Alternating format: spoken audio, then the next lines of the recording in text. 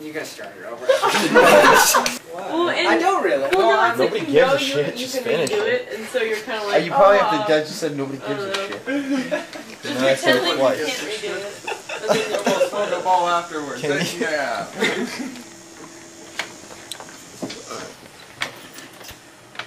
Most everyone has had an experience at Red Lobster. As a server there, I've seen celebrations of all kinds.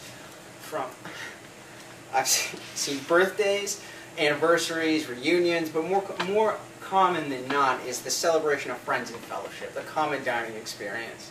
If you haven't been to a Red Lobster, I'm sure you've experienced table service at a sit-down restaurant before. It's basically all the same, which more goes on than the average guest realizes. Whether you work in a corporate chain restaurant or an independent style, there are procedures and etiquettes you have to follow, deal with money and the social nature of the position. I work for Darden Incorporated with Jones Red Lobster, Olive Garden, Bahama Breeze, Smoky Bones, and Seasons 52. A Red Lobster as a company uses the Red Lobster Promise and the Darden Guest Satisfaction Survey to run its business. The Red Lobster promises fresh food and a clean restaurant with friendly service staff. The guest Satisfaction Survey, or the GSS, invites guests to call the corporate headquarters and give feedback, which is translated into a report that's scaled 1 to 100, which judges the restaurant and its subsequent employees accordingly. There are pros and cons to working in a corporate chain restaurant, such as benefit packages, online scheduling, communications, flexibility, and upward mobility. And there are cons as well, such as table scripting to push certain products or upsell, as well as just general corporate hoops that you have to jump through. But in jumping through these hoops, as a server, you will make money. In the state of Florida, a server averages about $3.45 an hour, and so the money is made in the tips from the people. Generally 10, 15, or 20% of a total bill.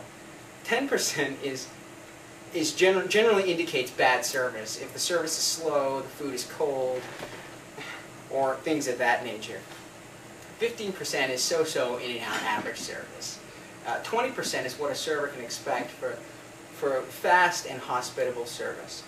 A server is also responsible for tipping out other support members of the service staff, such as the busser, which is 10% of their total tips for the night, the service bartender, who makes alcoholic drinks ordered at a table, and generally you tip them out about 10% of your alcohol sales, or the food runner, which helps you run food to tables, and their tip is generally discretionary, depending on how much work they do for you.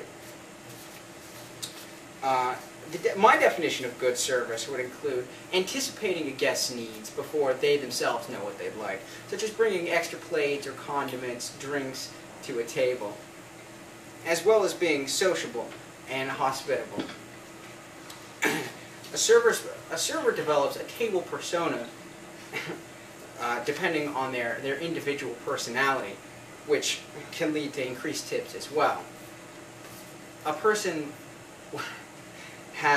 develops work relationships that are sometimes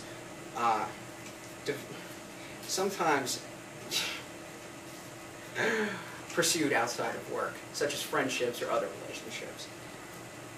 In conclusion, working for Red Lobster or any other service position have their pros and cons. If you follow the procedures and develop a personal style, stay calm and hospitable, you'll develop friends and learn important life lessons such as time and money management. Stop the tape. Thank God.